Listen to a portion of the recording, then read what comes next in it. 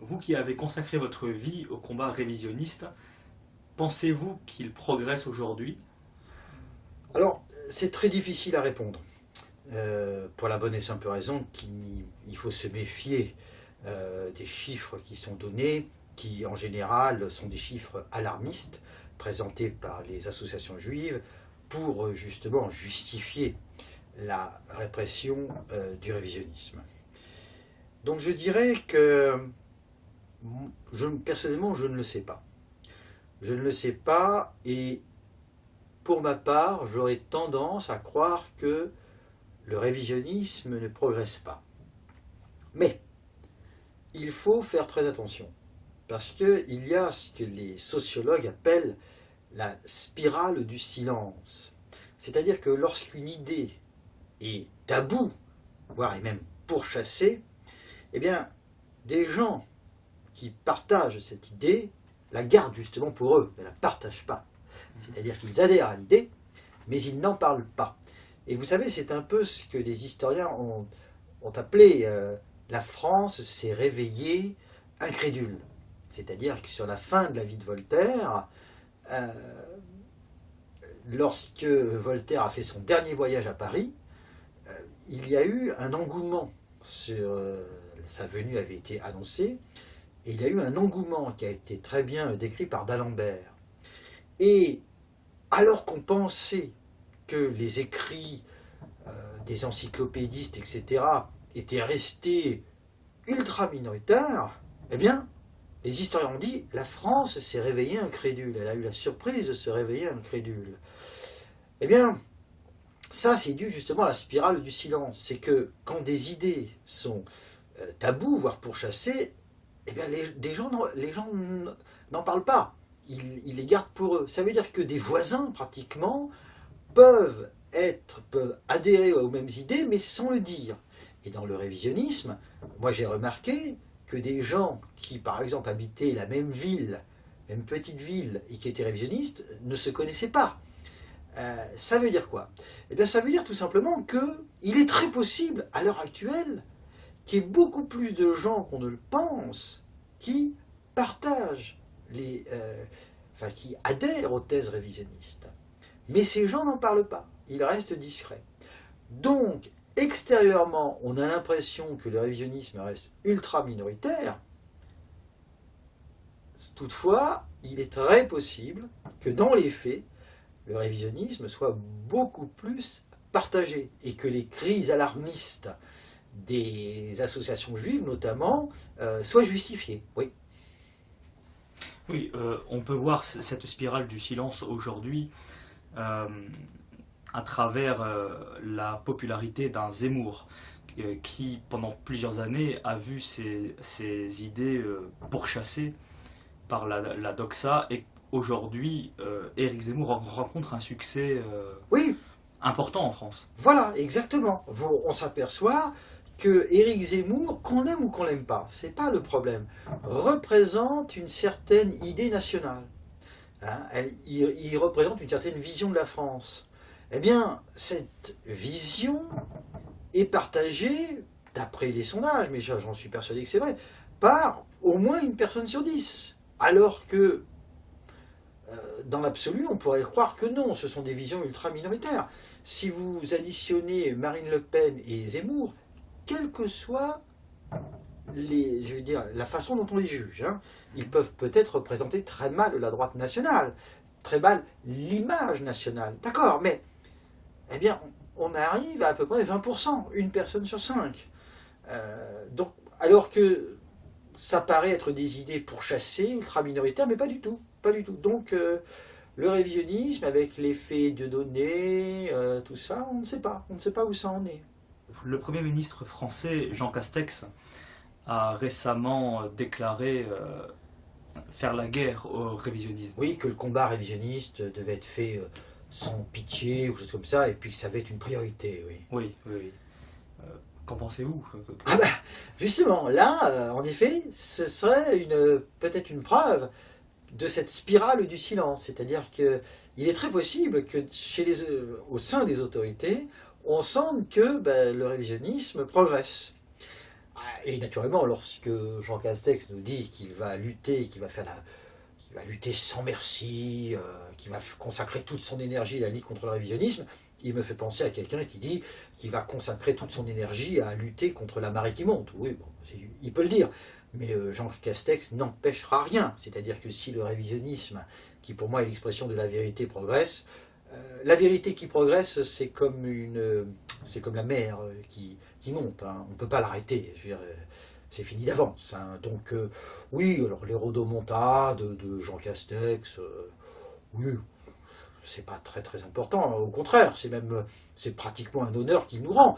Parce que vous remarquerez toujours, la dichotomie du discours. D'un côté, on a un Georges Bensoussan qui nous dit que le discours négationniste est ultra minoritaire, que ça ne représente qu'une poignée de faussaires évidents.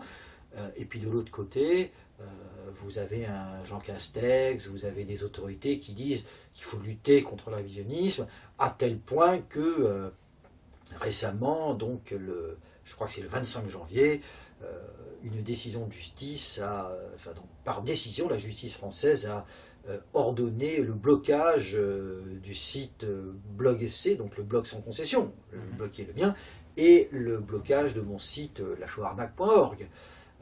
Donc voilà, d'un côté, on nous dit vous êtes ultra minoritaire, vous comptez pour rien, etc. Et de l'autre, on appelle tous les chiens de garde pour tenter de nous faire fuir.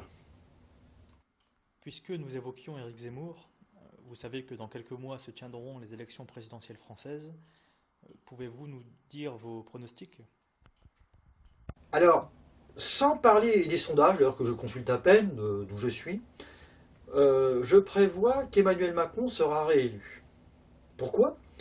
Eh bien, parce qu'au-delà de tout, il a géré la crise de la Covid comme la majorité des Français l'attendaient.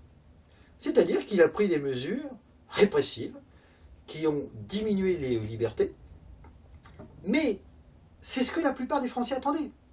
Si il n'avait pas fait ça, la plupart des gens auraient dit « Mais que font les autorités pour nous protéger ?»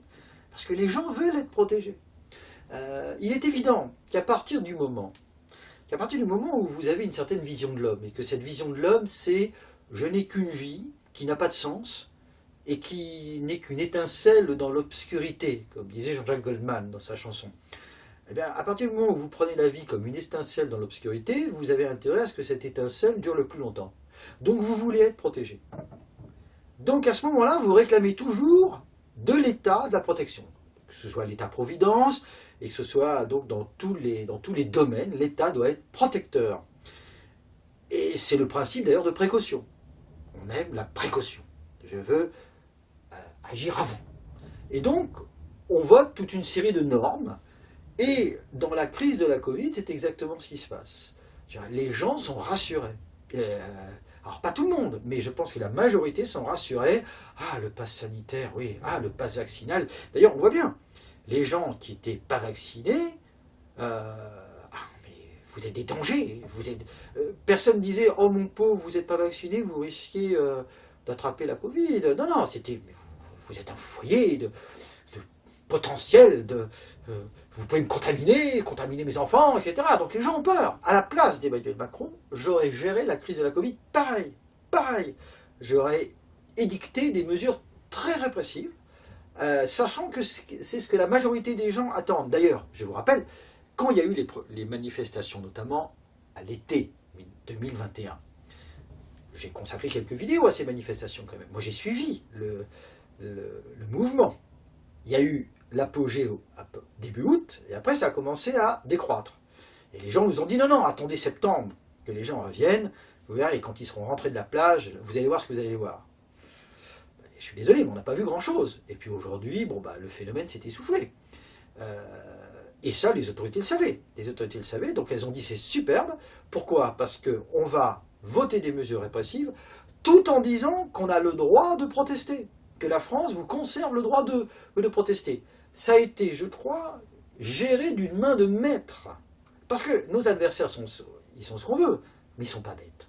ils savent très bien d'où viennent les dangers, ils savent très bien gérer. Je veux dire, il ne faut pas croire. Eh bien, pour cela, je crois que Emmanuel Macron va être réélu. Il va être réélu un peu comme le sauveur des Français. Parce qu'en plus, toute épidémie, après, connaît une phase de décroissance. Même la peste au XIVe siècle, je veux dire, a connu une phase après de décroissance. Eh bien, l'épidémie, à mon avis, sauf apparition d'un variant hyper pathogène, mais maintenant je n'y crois plus. Au départ, je me disais, il va peut-être y avoir un variant très pathogène, maintenant je n'y crois plus. Et donc l'épidémie va décroître, et les autorités vont bomber le torse en disant, regardez, c'est grâce à nous, ils vont être réélus. Donc c'est ce que je prédis moi aujourd'hui, je prédis ça. Au-delà de tout le reste, parce qu'aujourd'hui c'est la Covid qui est le sujet pratiquement numéro 1, notamment en France. Il y a un argument que vous n'invoquez jamais, peut-être à dessein, c'est l'argument de la liberté d'expression. Vous ne mettez jamais en avant votre droit à la liberté d'expression et à la liberté d'expression pour les révisionnistes. Oui, c'est vrai. Tout à fait. Ceux qui me connaissent savent que je n'ai jamais invoqué cet argument pour moi-même et surtout devant les juges. Mes avocats ont pu le faire parce qu'ils avaient décidé d'une stratégie, mais moi, je n'ai jamais invoqué. Pour une simple raison qui a été très bien exposée dans la dernière résolution de l'ONU, le 20 janvier dernier, contre le déni de l'Holocauste. Eh bien, qu'est-ce que dit l'ONU? Et c'est exactement la rhétorique de nos droits de l'homiste. L'ONU commence par dire que il faut respecter la liberté d'expression, qui est une condition essentielle de la bonne santé de la démocratie. Tout commence très bien. Et puis, tout de suite, on ajoute que, attention, ce droit comporte des responsabilités, et que ces responsabilités peuvent générer des limitations. Ah, des limitations. Mais qu'est-ce qui limite? Alors, on dit que les délimitations doivent être prévues par la loi, et c'est celles qui permettent d'assurer à tout le monde le droit à la sécurité, à la réputation, que ces limites permettent d'assurer l'ordre public, la préservation des bonnes mœurs, etc. Voilà. Donc, on met des limites, on encadre, comme disent nos adversaires, la liberté d'expression. Et puis l'ONU ajoute que la mémoire de la Shoah permet d'éviter, de prévenir de nouveaux génocides. Ça signifie donc que la mémoire de la Shoah est capitale, puisqu'elle permet d'éviter des nouveaux crimes de masse. Et donc, le révisionnisme, en tant qu'il attaque la mémoire, rend possible de nouveaux génocides. Et nous disent-ils, attention, il rappelle que le déni de l'Holocauste est en fait une forme d'antisémitisme. La conclusion s'impose. Le négationnisme, comme ils disent, est d'autant plus dangereux que c'est une forme de haine, l'antisémitisme, qui rend possible un nouveau génocide. Donc, le négationnisme viole les droits de l'homme, puisqu'il dénie à certaines personnes le droit à la vie, à la réputation, à la sécurité, etc. En conséquence, le négationnisme niant les droits humains, il ne peut pas bénéficier des droits humains, parmi lesquels le droit à la liberté d'expression. Voilà. Conséquence, conclusion, vous ne pouvez pas, en tant que négationniste, invoquer le droit à la liberté d'expression. Et ça a été l'arrêt Garodi de la Cour européenne des droits de l'homme, et après toute une série de décisions de justice. En fait, il faut savoir que à chaque fois dans la déclaration des droits de l'homme, il y a à la fin, alors tout dépend si c'est la déclaration universelle, si c'est la Convention de sauvegarde européenne des droits de l'homme, j'en ai déjà parlé dans des vidéos, à la fin, il y a toujours l'article qu'on appelle l'abus de droit. Cet article dit vous ne pouvez pas utiliser les droits de l'homme à des fins contraires à la philosophie des droits de l'homme. Voilà pourquoi je n'ai jamais revendiqué le droit à la liberté d'expression pour les révisionnistes. Parce que dans la logique des droits de l'homme, c'est très net. On ne peut pas nous en bénéficier. Alors à partir du moment où vous commencez à parler de droit, comme vous l'avez dit dans votre question d'ailleurs, de droit à la liberté d'expression, vous vous placez, que vous le voulez ou non, dans la logique des droits de l'homme. C'est-à-dire que vous acceptez des règles du jeu qui disent ben, vous devez perdre. Vous allez perdre. Personnellement, je refuse de gaspiller mon temps et mon énergie à participer à un jeu dont les règles disent Vincent doit perdre. Ça ne m'intéresse pas. Et voilà pourquoi je n'invoque jamais le droit à la liberté d'expression, mais le devoir de dire la vérité. Parce que ce devoir, qui est un devoir, je dirais, naturel à l'homme, c'est-à-dire un devoir qui ne fait que dériver de l'ordre divin, ce devoir se place au-dessus des lois humaines. Et voilà pourquoi, depuis 30 ans, je viole la loi Guesso sans aucun problème. Parce qu'une loi qui s'oppose à un devoir d'origine divine n'est pas une loi. Elle est nulle et non avenue. Donc pour moi, la loi Guesso est nulle et non avenue. Elle n'existe pas. Voilà, je veux dire, elle existe formellement, matériellement, mais elle n'a aucune force de loi. Donc je la viole, sans aucun problème, sans aucun problème. Voilà donc pourquoi je n'évoque pas le droit à la liberté d'expression, puisque c'est se placer sur un terrain où les règles du jeu disent « vous allez perdre, vous devez perdre ». Je ne vais pas jouer une partie... en fait, c'est comme jouer une partie de tennis où on dit « Ah oui, mais vous avez le droit de jouer, mais vous serez les pieds attachés à des boulets. Hein. » Je veux dire, et puis vous n'aurez pas de raquette. Je ne rentre pas sur le terrain de tennis. Moi, je dis crotte, hein, pardonnez-moi, mais voilà. Est-ce que vous pensez qu'un Éric Zemmour, dont on sait aujourd'hui qu'un de ses responsables de campagne était de la famille de Robert Forisson, Éric Zemmour, donc, s'il était élu, pourrait abroger la loi Guesso? Alors, le problème, encore une fois, c'est que je pense que Éric Zemmour ne sera pas élu. Il est assez difficile pour moi donc de me placer dans une hypothèse qui me paraît de l'ordre de l'impossible. Vous savez, bon, alors maintenant on va tenter justement de se mettre dans cette hypothèse. Que pourrait faire Éric Zemmour s'il était élu? Pourrait-il je veux dire, annuler la loi Guesso et faire que je rentre en France? Pour moi, ce sera assez difficile. Je vais vous dire pourquoi. Éric Zemmour, il a un certain programme. Je pense qu'il est surtout un programme de lutte contre l'islam radical.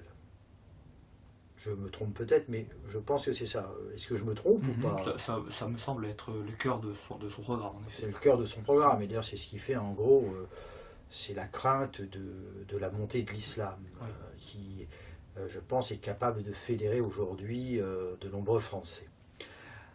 Donc, il a des priorités. Et la lutte contre l'islam radical, qui est naturellement toujours liée, enfin reliée abusivement, je pense, au racisme, etc. Je pense que dans ces moments-là, il sait que rien que ça va être déjà très très difficile. Ce sera son premier boulet à traîner, ou je dirais la première porte à ouvrir, qui va être très difficile. Va-t-il en plus alourdir la difficulté, enfin aggraver la difficulté, en disant qu'il va donner la libre parole aux révisionnistes? Je ne pense pas. Je pense que dans ces moments-là, il dirait, bon, on a déjà assez à faire avec les dossiers qu'on estime être prioritaires. Les révisionnistes, on garde la loi Guesso, pour l'instant. Je pense que si M. Zemmour a été élu, c'est ce qui se passerait. Hein, je veux dire, au minimum. Après, il se passerait peut-être complètement autre chose, mais je pense que c'est ce qui se passerait. Donc, je ne vois pas, par exemple, une élection d'Éric Zemmour qui me permettrait de rentrer en France. Tout ça, pour moi, c'est du rêve. Bon, et encore une fois, je le répète, pour moi, Éric Zemmour ne sera pas élu. Ne sera pas élu. Alors, on me demandera qu'est-ce que vous pensez d'Éric Zemmour. Moi, je n'en pense rien.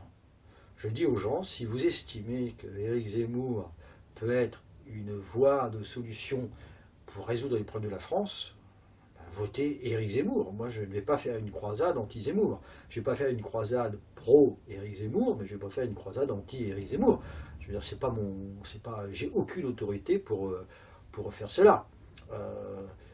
Ce que je dis toujours, c'est que c'est toujours le problème de l'œuf et la poule. Pour moi, ce ne sont pas les politiciens qui forment le pays, enfin, c'est-à-dire qui modèlent le pays. C'est le pays dont émergent les politiciens qui sont à son image. Ça signifie que c'est le pays qui fabrique ses propres politiciens. Un pays en décadence, par exemple, va fabriquer des politiciens décadents.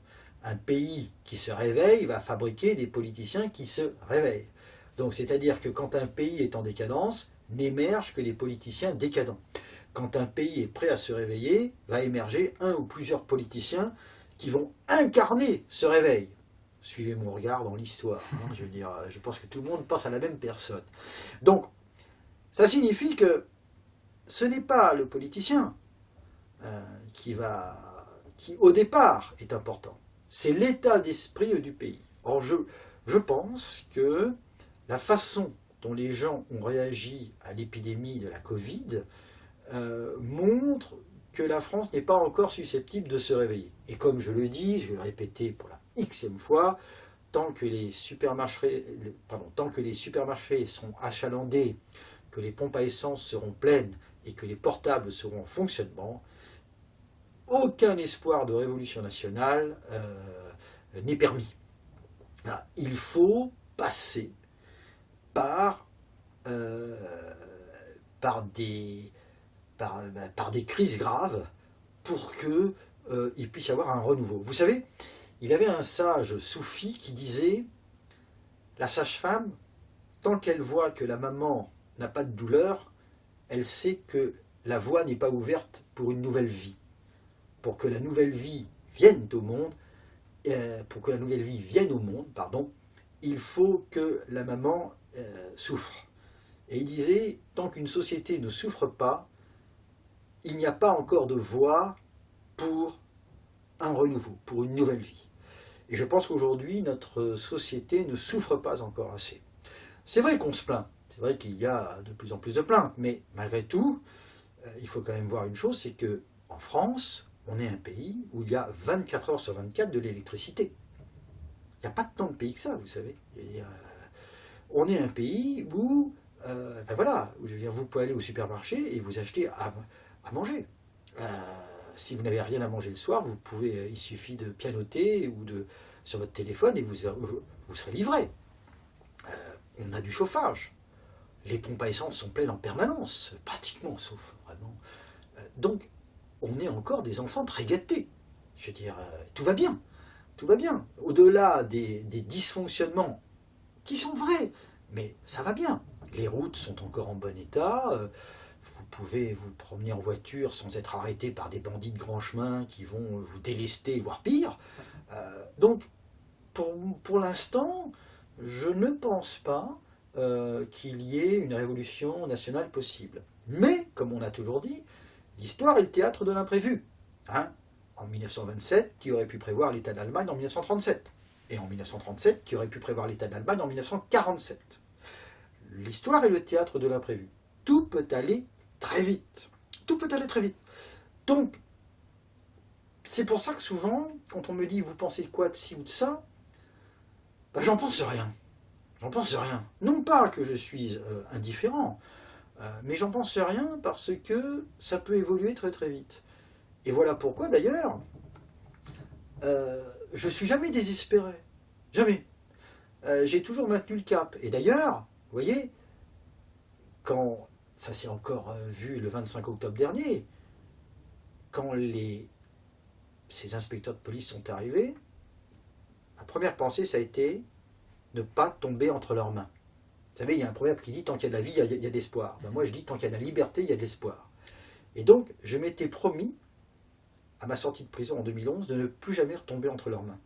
Parce que quand j'étais en prison en 2010-2011, ils ont essayé de me coller une nouvelle affaire, sûrement pour me maintenir en prison. Heureusement, dans cette affaire, j'étais innocent, et le juge d'instruction, qui était très honnête, a dit « il n'y a pas de preuve que c'est lui ». Et donc, il a clos le dossier. Ça m'a permis de sortir en 2011. Alors, ils ont, après, tenté une troisième affaire pour laquelle j'ai été mis sous contrôle judiciaire. Mais bon, voilà, cette affaire a aussi fait flop. Donc, je me suis dit, ils ont tenté de me garder. La prochaine fois qu'ils me prendront, là, ils ne me relâcheront pas. Et donc, j'ai dit, ne jamais tomber entre leurs mains. Pourquoi? Parce que j'ai encore des choses à faire. Parce que la situation n'est pas désespérée. Il y aura toujours, à toutes les époques, des gens pour vous dire « le grand réveil est pour demain, le peuple se réveille ». Vous savez, j'en ai lu des livres, des années 1880, 1890, 1900, 910, 1920, ou des livres anti-maçonniques, des livres anti-juifs, où on disait « ça y est, le peuple a compris, grâce à Drummond, la France s'est réveillée ». J'en ai lu des choses de genre, ou alors lorsque la crémation, parce que je me suis intéressé à la crémation, vous savez, vous comprenez pourquoi, oui. Lorsque la crémation est arrivée, dans les milieux catholiques, on disait « Ha ha, malgré le nouveau crématoire du Père Lachaise, c'est un désastre, personne ne fait de la crémation, etc. etc. » Enfin, bon, tout ça, c'était des illusions. La Ligue antimaçonnique qui disait « ça y est, la France se réveille enfin, les prochaines élections, ce seront les bonnes, on va chasser des chambres tous les députés, les sénateurs francs-maçons. » Ouais, on a vu. Donc, on a toujours à chaque époque des gens qui vous disent « le grand réveil est pour demain », et puis des gens qui vous disent « non, c'est fini. C'est fini, il n'y a plus d'espoir, c'est terminé. Le monde est un chaudron bouillonnant, il n'y a plus rien à espérer, etc. C'est la fin du monde pour demain. » Ou c'est pas du tout, pas du tout. Dans les années 30, en Allemagne, il y avait des gens qui disaient c'est fini, notre pays, nous sommes enchaînés par Versailles, c'est la crise mondiale, c'est fini, l'Allemagne est terminée. Non, on a bien vu qu'il y a eu une possibilité de résurrection. Cela signifie que je n'écoute jamais soit les prophètes de victoire pour demain, soit les prophètes de malheur pour demain, enfin de fin pour demain. Je dis non, faisons notre mission.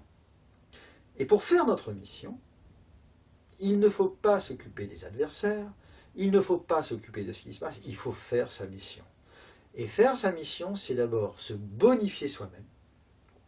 Et se bonifier soi-même, en général, ça veut dire se donner aux autres.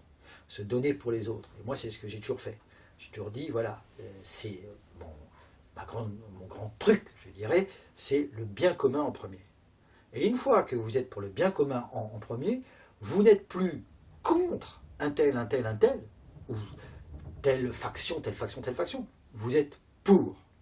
Et une fois que vous êtes pour, eh bien, vous voyez les choses de façon beaucoup plus lumineuse. Vous avez les yeux fixés vers un futur lumineux.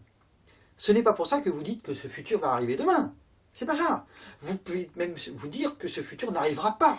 C'est pas le problème. Le problème, c'est qu'est-ce que je dois faire ici et maintenant. Mon problème n'est pas de discuter sur ce qui peut se passer demain. Mon problème, c'est qu'est-ce que je dois faire ici et maintenant. Voilà. Et voilà pourquoi, par exemple, le 25 octobre, je me suis dit, qu'est-ce que je dois faire ici et maintenant? Ils viennent m'arrêter, je dois partir. Voilà. Et maintenant, qu'est-ce que je dois faire ici et maintenant? J'ai 2 projets à réaliser dont j'ai parlé. Et c'est ça la vie. La vie, c'est toujours de voir les choses positivement. Positivement et de se dire, mais finalement, maintenant, j'en suis où? Pour moi, encore une fois, ce malheur, entre guillemets, qui m'est arrivé le 25 octobre, c'est transmuté en bonheur. En bonheur. Je veux dire, aujourd'hui, j'ai une façon de vivre qui me permet d'accomplir ces 2 projets que je vais faire depuis des années. Je ne vais pas y revenir, mais je veux dire, aujourd'hui, donc ce malheur du 25 octobre s'est transmuté en bonheur. Et en bonheur qui va être aussi pour vous, puisque je vais vous donner ces 2 projets. Voyez-vous? Et Et c'est ce qui s'est passé le 25 octobre, au lieu de me dire « Aïe, aïe, aïe, ça y est, ils sont là, c'est fini pour moi ». Non, pas du tout. J'ai dit « Ici et maintenant, quoi ? Ne tombe pas entre leurs mains. Fuis. Fuis tout nu s'il le faut.